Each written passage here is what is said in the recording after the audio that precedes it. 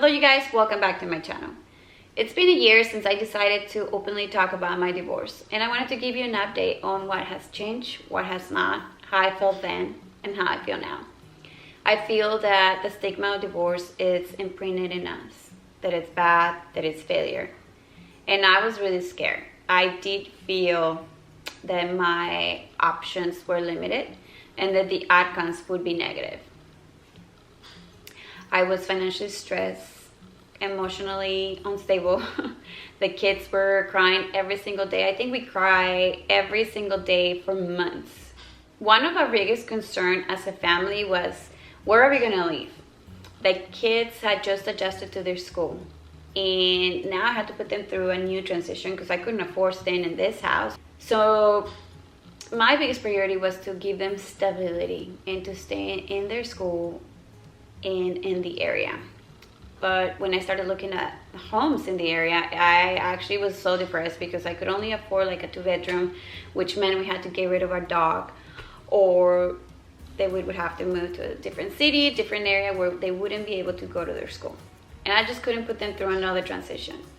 They have gone to a traumatic event, and I know it sounds exaggerated. These are not the first children that have divorced parents, but it was traumatic for them because there was no buildup. Not that the buildup is good, but there was no, okay, mom and dad are arguing, or mom and dad don't like each other, or there was none of that. It was boom, on a blink of an eye, life-changing moment.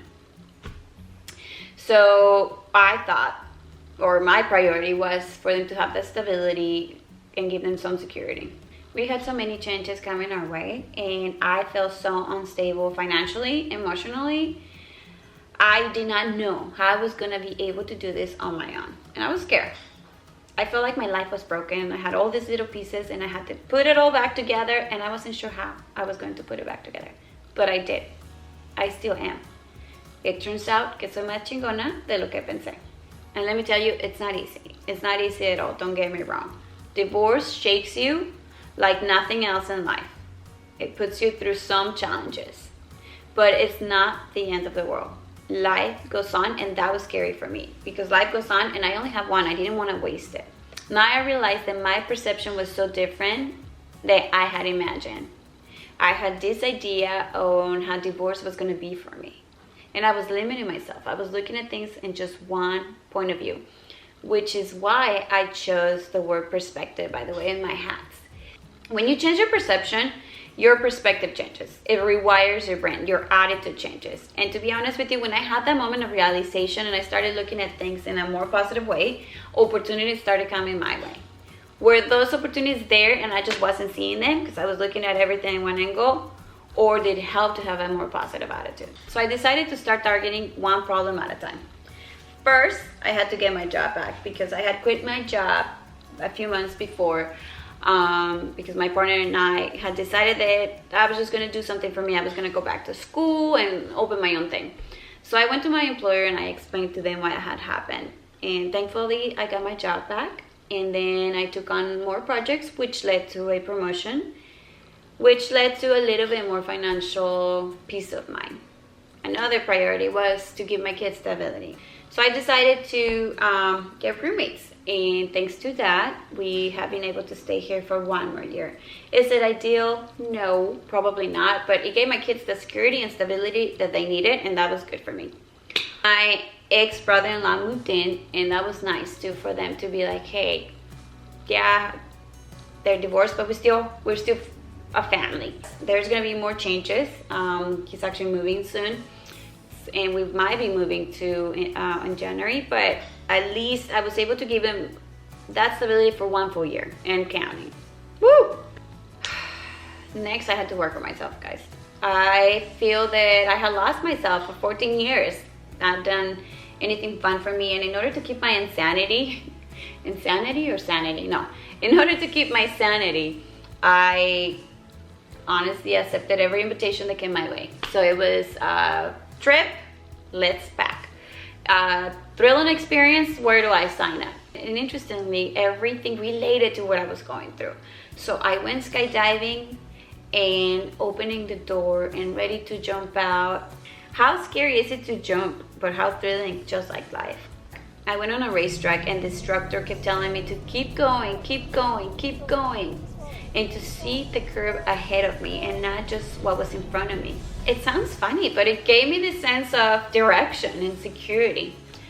I traveled to Colombia with my daughter. I went to Mexico with my sister, and I have never had a solo, or not solo, but on one-on-one with my daughter, on one-on-one with my sister. I met my half-brother. I went on a solo adventure that made me feel in control and confident. And I actually learned from that trip that it was okay to be alone, and I actually really, really enjoyed it. Anything I could do to feel alive, if it makes any sense. Then life started to settle little by little, and I feel normal again. I no longer feel the need to be seeking for adrenaline or for the next move. I learned that life is like a cycle of renewal and ending, renewal and ending. And with those endings, there's new life, there's new opportunities, new beginnings, new challenges, new goals. And well, I'm not perfect by any means. I'm not rich either or making millions, but I feel like I'm at a good spot.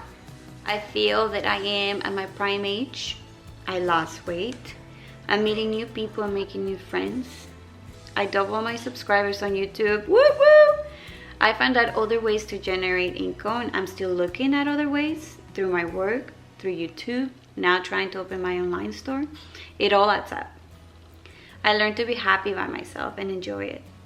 Did a lot of healing along the way. I became stronger, more connected with my emotions, more confident. I do things I love, reconnected with people I have lost touch with. I found out there are so many people out there that love me. I got rid of those relationships that stopped me from growing. I still working on myself every day, but I feel that I have grown. I have grown so much. I learned more about relationships. I've learned to focus on the things that I can control and let go of those things that I can't.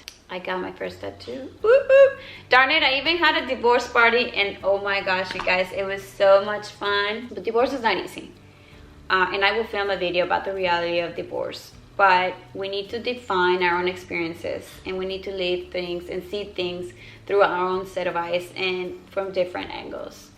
I can honestly say that while divorce shook me like nothing else before, I was caught off guard, it has been the best thing for me.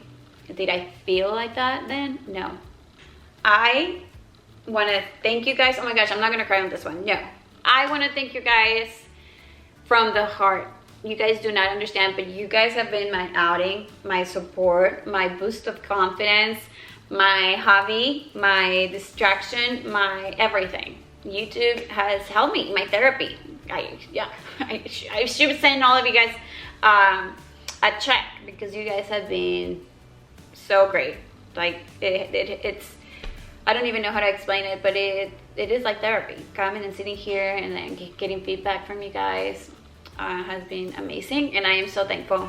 And it's also really rewarding to hear back from you guys, like, hey, this video, if it's true, I mean, if it's meaningful to you guys, this video has helped me on this, and my dad and my mom are going through this. And just to hear that it has helped you, it means the world to me. Like, if I can help one person, wow, that's good enough for me.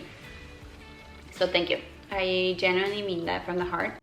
Simon Sinek, the author of Leaders Eat Last, said that before we can build the world, we need to imagine it. So how would you imagine your world? How does the world look like? What is your perception of it? So if you're going through something, find some of the things that make you happy. What are some of the things that make you happy? What are the opportunities that you can jump on? Live it through your own set of eyes. Don't let any stigma or anyone tell you how things should look like. Experience it through your own set of eyes. Thank you. Have a good day.